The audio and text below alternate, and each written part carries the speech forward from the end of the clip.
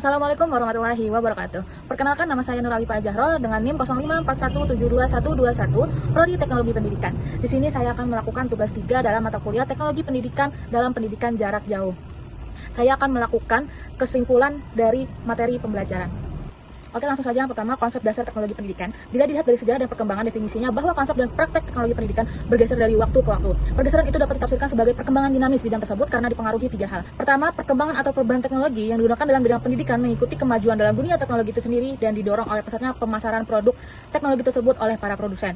Kedua, perkembangan atau perubahan teknologi yang digunakan dalam dunia pendidikan tidak pernah meninggalkan produk teknologi yang lama, tetapi menggunakannya dan memperkaya dengan penggunaan teknologi yang lebih baru. Tiga, penggunaan istilah teknologi pembelajaran pada awal tahun 1970 berubah menjadi teknologi pendidikan pada tahun 1972 dan 1977.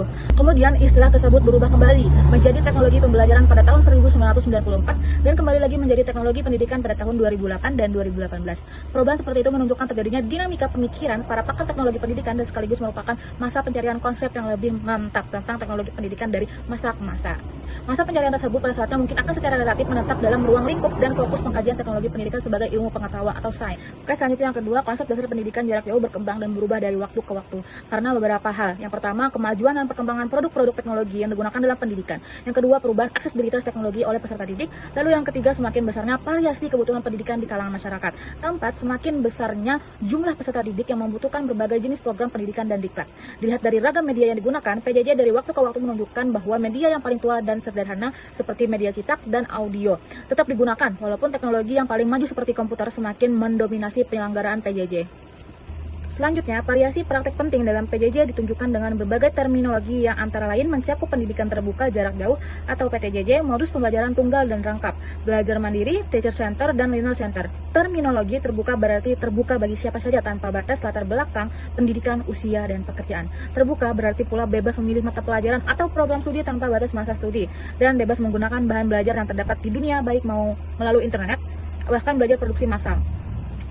Modus tunggal dan modus pembelajaran rangkap dimaksudkan untuk menjelaskan konsep pengelolaan pendidikan yang dilaksanakan oleh lembaga pendidikan. Modus tunggal berarti lembaga penyelenggaraan yang hanya melakukan pembelajaran jarak jauh, sedangkan modus ganda berarti suatu lembaga penyelenggaraan menawarkan 2 macam program yang tetap tatap muka dan sebagian lagi PJJ. Dalam skala mikro, penyelenggaraan pembelajaran untuk satu mata pelajaran atau satu program studi dilakukan dengan campuran modus tunggal dan pembelajaran rangkap.